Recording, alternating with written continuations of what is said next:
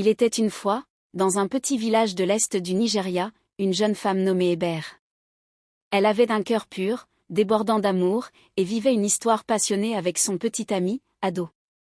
Hébert aimait Ado profondément. Pour lui, elle aurait tout donné. Elle lui offrait de l'argent qu'elle prenait en cachette à ses parents, croyant naïvement que cela suffirait à le rendre heureux. Elle lui préparait de bons plats, lavait ses vêtements avec soin. Pour elle, Ado représentait tout.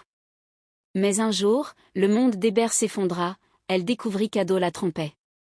Contre toute attente, elle choisit de lui pardonner, convaincue que l'amour pouvait triompher de tout.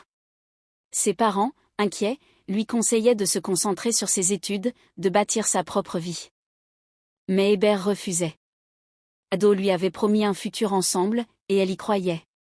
Il l'avait même persuadée d'abandonner l'école, lui assurant qu'elle deviendrait une épouse comblée. Malgré les mises en garde, elle continua de tout sacrifier pour lui. Mais le destin avait d'autres plans. Un jour tragique, ses parents périrent dans un accident de voiture. Brisé, seul, Hébert trouva du réconfort auprès d'Ado, qui sembla, pour un temps, redevenir le compagnon aimant qu'elle avait connu.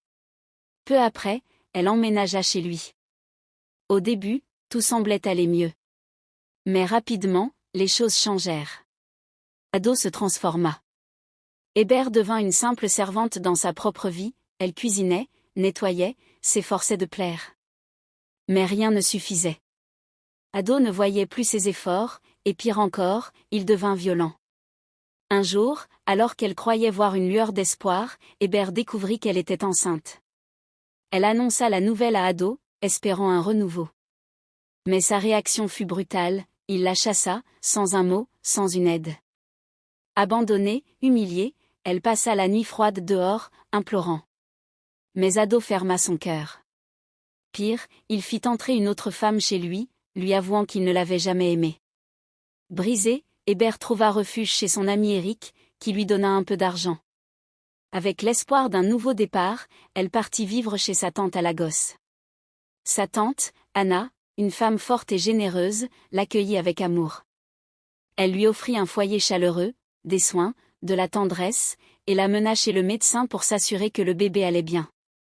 Petit à petit, la douleur d'Hébert commença à s'estomper. Grâce à Anna, elle retrouva un peu de paix. Elles devinrent une vraie famille, partageant des rires, des histoires, et beaucoup d'amour. Puis, après 9 mois d'attente, Hébert mit au monde un petit garçon. Elle le nomma Hugo. Anna se dévoua à Hugo comme à son propre fils. Elle offrit tout ce dont il avait besoin, vêtements, jouets, amour. Hébert était pleine de gratitude. Mais un matin, 3 mois plus tard, Anna rentra chez elle et trouva Hugo seul, en pleurs. Hébert avait disparu. Sur la table, une lettre. Abonnez-vous pour la suite et activez la cloche de notification.